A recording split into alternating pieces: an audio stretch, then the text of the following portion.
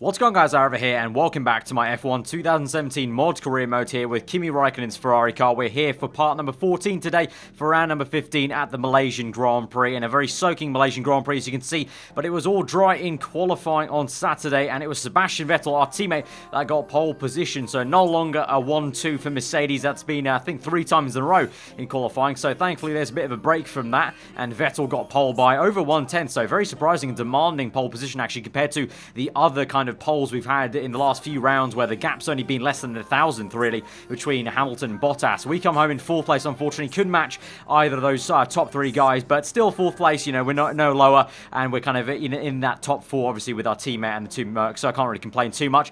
But full wet, we haven't had full wet conditions for a while now, so this is going to be a very, very interesting start. We're going to go to 5 red lights to the Malaysian Grand Prix, round number 15. 5 red lights are out, and we're underway, and it's a very slow start for us here at the Malaysian Grand Prix. I said it's been a while since we did a wet start here in this mod career, and so it kind of shows. We had no experience off the start, really getting a lot of wheel spin, bogging down in 1st and 2nd gear. We're going to try and hang it around the outside of this. Will be Sergio Perez on the right-hand side. There's a Williams car on the outside. We managed to navigate both of them really aggressively on the curb there, just trying to avoid Verstappen, because if I overshot that corner, that was going straight into the sidewall of the Dutchman. But now we just about managed to hang on to our car, but we have to fall behind Sergio Perez, unfortunately. So he's had a pretty good start in 6th place. Looks like just in the distance there, I can just about see Vettel still in 1st place there from the 2 Mercedes cars. Then 2 Red Bulls. Can we have a jump on Sergio Perez? We'll have superior downforce to the Force India here through the left-hander. Let's just keep it around the outside. He's still there on my inside there. Actually, we're jousting for position as we go through the right-hander. Then in the second part, that high-speed kind of swooping S-section. Perez still there, out-braking, late-braking me, and we go around the outside, eventually find the grip there around the outside, and we've got it finally up into P6 now. But we've got to now try and overtake the 2 Red Bull cars to even get back to our qualifying position, unfortunately. So it takes us till lap number 3, or the end of lap number 3, going on to lap number 4 to really even catch up to Max Verstappen. So just getting kind of used to these conditions. As I mentioned, you know, we haven't been in these conditions in a while, especially with the 2017 downforce. It's kind of a bit of an odd feeling being in the rain compared to the dry tyres. Definitely is a bit of a kind of more floaty feeling on the mod, at least. So that was kind of something I had to get used to straight away in the opening few laps. But finally now we can try and make a move on Verstappen. Got the slipstream there. Obviously no DRS, just pure slipstream, and we know how good that is on this game anyway. So now we go down the inside. That'll turn to the outside of the second corner now. We're going to have to leave Verstappen the room on the left, but we're going to just about drift off into the racing line, which will naturally kind of cut his racing line off.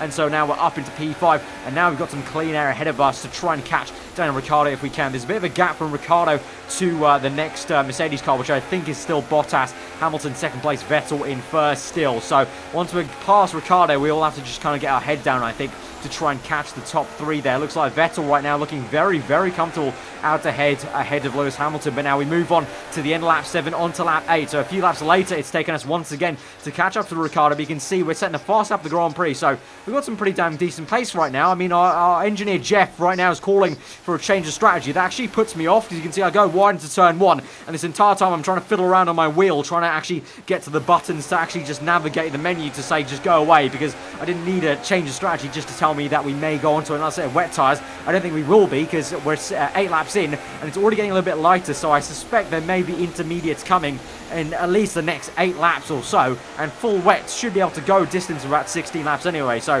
thought that was a little bit of an odd thing for Jeff to kind of ask me about a change of strategy. Anyway though, we're finally on the back of Ricciardo now. No distraction this time now. We've got slipstream down the inside of the hairpin corner, so the last corner this time instead of turn 1. But this may open up and allow Ricciardo to get us back with slipstream himself here, because we haven't got the best exit off that corner. So down the main straight now onto the next lap, you can see Ricciardo is getting that slipstream. He's going to go down the inside, even though we did set the fast up the Grand Prix, I think that was. We're going to have to try now defend and try and re-overtake maybe around the outside, but no, we lose ground and traction and momentum through the middle part of the apex there, and Ricciardo's got us. But can we now do a switchback move, get better traction as we got a straightened up line on the exit of that turn 2. We're going to go side by side. Ricciardo very, very close. He nearly squeezed us off the circuit there, but there's just enough room for us to keep going, and now we're going to try and make a move around the outside into the start of sector 2. We get the traction, having to chop away at the steering wheel a little bit. We get the power down, and we now cut across Ricciardo. Plenty of room there to do that, as we're well ahead of him now, going to the S section, and now we're up into 4th place. And now we can think thinking about trying to chase down those two Mercedes cars who are behind our teammate Sebastian Vettel. But we move on to lap 12 now. A couple of laps later, you can see Bottas, I think that is going to continue on, but Hamilton and Vettel opt to come in. I follow them in. Now, I followed Vettel in, so this is going to be a double stack, unfortunately, for us. But I thought, because we're going to the Inters, this will be, I don't want to lose any time not being on the Inters tyres, and that will kind of be better than losing time just being out there. Losing time with the double stack will be better than losing time just being out there on the full wet tyres. And actually, you can see there on the replay cameras with looking at Hamilton and Vettel, Vettel lost a place to Hamilton there. So Ferrari not done a great job on the pit stop there, and neither have they done a good job for us with Ricciardo. Obviously, we do get held up a little bit because the animation does take a little while to go from Vettel's pit stop to my pit stop, so that's the penalty effectively of double stacking.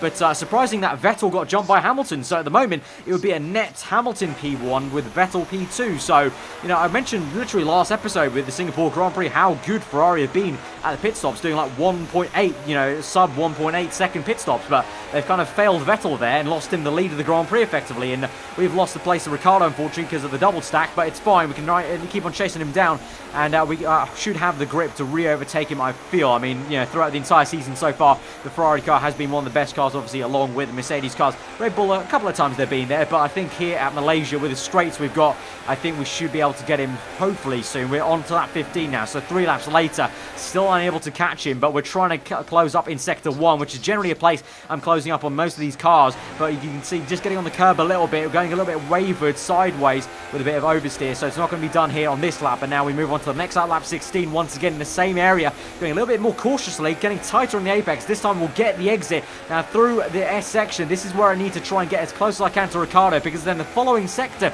Sector 3, is a sector I'm quite poor at with the traction zones up the hill, that climby Sector 3 part, so I really don't perform well there. So we need to try and make the move here, but it's just unable to make it work in that section. You can see I just had a little bit of luck getting so close to Ricciardo's gearbox, but it's just not working out. But this is the section I'm talking about, this one exactly, up the hill here in the traction zone, second gear. Just you're about to see Ricciardo just going to pull away as I'm unable to get the power down third or fourth or even fifth gear.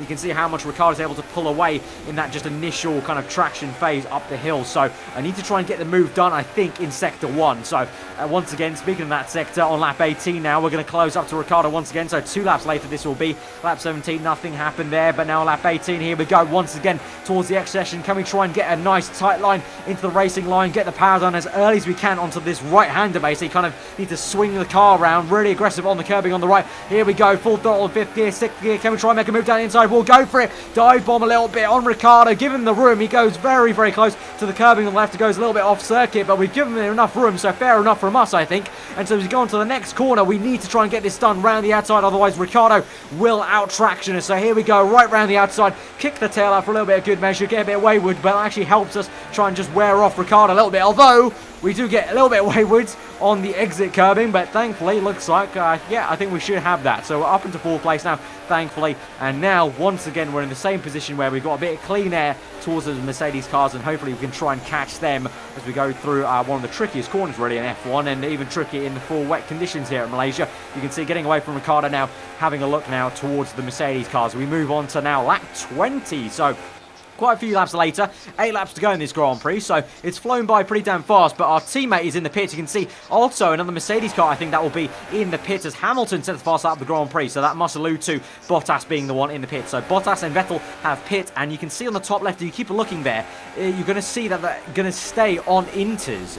It doesn't change, the tyre doesn't change there, so for some reason, Vettel and Bottas thought it was time for Inters once again, and then Hamilton is actually going to be coming in, but you can see on the mini-map, there's a yellow flag, and Roman Grosjean is out of this Grand Prix. So as I cross the line, we're up into 1st place. Hamilton, Vettel and Bottas have all thought they need a fresh set of Inters, but bang, the safety car has been called out now because of Roman Grosjean's incident, and so now I need to slow right down, but now I'm into 1st place. Now, it was initially going to be a very good strategy, because obviously if there wasn't a safety car, I would have been a whole pit stop ahead of these guys, and I would have gone to the end, because I think I can go to the end on Inters, but now, with the safety car, it's still going to be in my favour, I guess, because I'm going to be in first place with track position. But now with the safety car, it means we're going to bunch back up, obviously, and so I'll be on very worn inters compared to their fresh inters. You know, we're talking like 6 laps difference of inters wearing out for my tyres. So that's going to be a little bit tricky on the safety car restart. But this is why the safety car was called out. This is how Romain Grosjean exited the race. He was chasing down 2 McLaren Hondas. Unfortunately for him, then his engine decides to give in, so he has to park up here on the inside. Quite surprised, actually, the safety car needs to be called out, really, because that's quite a safe area, I would assume. Quite a large area. But anyway, as I was saying, it kind of plays into our hands, but not really. I mean, it's okay. It still works, but now they're right behind us rather than a whole pit stop behind. But funny enough, actually, in this phase of the safety car, I was trying to look behind because the AI were kind of really slowing down quite a bit, and I almost deck it into the safety car there, locking up on the left front. Then I get a little bit flustered there, going a little bit loose on the oversteer on the exit. But this was, I was constantly looking back behind me, which is something I probably shouldn't be doing anyway. But yeah, the AI were kind of randomly stopping quite a lot in a few areas of the circuit, and I was kind of confused at why they were doing that. Because it meant also I had to slow down for them, because I didn't want to kind of be the one right up there by the safety car, because that would mean my tyres would get cold by the time we get to this part of the safety car phase where it's coming in. So now, thankfully, they're not far behind me. They're just behind me now. Hamilton's right up there with the proximity arrow, so it means I'm not going to lose too much tyre temps, and it means also I can do this little trick of trying to back them up a little bit, trying to get last-minute tyre temps into there. Probably a bit useless, to be honest, with a little weaving there, but now you can see I backed Hamilton up quite a bit there. Now I've taken a wider line, going to try and get the power down as much as I can on this exit, and it seems to have worked, sort of. I mean, the Mercedes engine is pretty damn good still, so no matter how much backing up I did, I probably wouldn't have been able to completely get away from him. So Hamilton's going to go to the outside. I'm going to defend to the inside. We come back towards the racing line, going to force Hamilton to the outside, and actually at the time I didn't know this, but look at this in the mirrors there. You're just about to be able to see as we look behind us, Vettel gets round the outside, and because we forced Hamilton wide, it actually allowed Vettel to get down the inside, so we inadvertently helped our teammate to get second place, and so now it's a 1-2 for Ferrari. So Riva Bene is probably going to be pretty damn happy right now seeing his 2 Ferrari cars leading a 1-2. It's been a while already, because the 2 Mercedes have pretty much been dominating qualifying, and Hamilton's had 3 in a row, I think it was, where 3 wins, obviously, from last time out in Singapore. So it has been a while since we've seen one of the prancing horses on the top step of the podium, or even the podium really, because I think my one at Monza I think was one in a while. But now moving on later into the Grand Prix, not long to go, only 3 laps left, and now Vettel is slipstreaming me. Now this is where it gets interesting, because I don't have much tyres left. You can see on the bottom right, those are my tyres, and compared to Vettel, where he's probably only at like 10% worn, if that really. As I mentioned, that whole dynamic of us being on the safety car and not making that extra pit stop, we've only done a 1 stop, whereas these guys have all done 2 stops, and I'm completely unable to do anything about Vettel. I tried my best to go around the outside into turn 1, didn't work out. I'm going to try my best as we go into sector 2 to maybe try something into the S sector, but I just don't have that actual, 100% grip as I turn into the apex. As the track's drying up, these guys are finding more and more grip with actual, tyre they've got left on their actual, carcass of the tyre. But I just don't have that as much as them, so I can't really push as hard. I'm trying my best to close up to Vettel. You can see I'm actually getting some good grip here in the middle part of that double right-hander, but just not unable to get really quite close to Vettel. And then he sets the fast lap of the Grand Prix. So Vettel definitely isn't, no slouch right now at the moment. He's getting the hammer down, but at least I'm keeping up with him. And so through turn 1, I do gain some time. So once again, as I've said, mentioned earlier before, as we tried to close up on Ricciardo earlier on, this first sector is where I'm getting the most time on all of these guys this afternoon. So can I try something into the S sector? I don't know really at this point where it would be, but I'm just trying to push. You can see we've got the purple first sector. We're keeping up with Vettel, so obviously Vettel will be setting purple time, so that's why I'm setting purple times. I'm not able to keep up with him at the moment. I'm actually getting away from Hamilton a little bit, and it looks like we do have a little bit of grip here in 6th gear. Can we try and swing this round into the right-hander, get the momentum as we did on Ricciardo? We're getting right up the gearbox of Vettel, having a little look, but just don't dare to do the dive bomb, the same one we did on Ricciardo, because the difference is he is my teammate. Vettel's my teammate. If it was Hamilton, Bottas, Ricciardo, Verstappen, yeah, sure, anyone on the grid, yeah, sure, I'll send it down the inside. We'll try it. A little bit of contact, it's fine. But because it's Vettel, he's in my other Ferrari car. He's my teammate. I just didn't feel like I should dive bomb it down the inside, because it could have caused an accident or anything, front wing off, whatever. So we're going to take it home for a 1-2 for Ferrari. I'm not too disappointed with that. I'm quite happy with that. 1-2 for Ferrari. Vettel gets the win. I get second place. Hey, I've got a huge gap in the championship, let's be honest. So I can afford to let Vettel get the win. And the fact we got a 1-2 for Ferrari, that's the best. That's the bigger thing. That's the bigger picture here. You can see now in the championship, we're 234 points to Vettel's 219. So, as I said, you know, yeah, a little bit annoying we couldn't get first place, but I had no tyres left, and realistically, if I tried that dive bomb with the tyre where I had, I probably would have had to make contact with Vettel, and that would have been worse than kind of, you know, just sitting back and getting second place, really, if I'd made contact and then got first place via that contact. So it's fine. We're in first place still. Hamilton third, Verstappen fourth. Bottas jumps Ricciardo now, so he's fighting back there. Bottas has actually been behind the two Red Bull cars for quite some few races, but now he's kind of fighting his way back, and then the two Force Indians stay put. Massa now getting ahead of Stroll, and Carlos Sainz stays put in 11th place. And here we are in the Constructors, over 100-point gap from Ferrari to Mercedes. So hopefully you Ferrari fans out there pretty happy to see that. And I think me and Vettel, as I said time and time again, me and Vettel make a pretty damn good pairing, I think, if I do say so myself. So guys, if you have enjoyed that episode, hit that like button. Let me know what you thought in the comments below. And if you're around here, then do get subscribed for weekly videos. I've been aarava. Hope you enjoy the rest of the day, and I'll see you guys next time.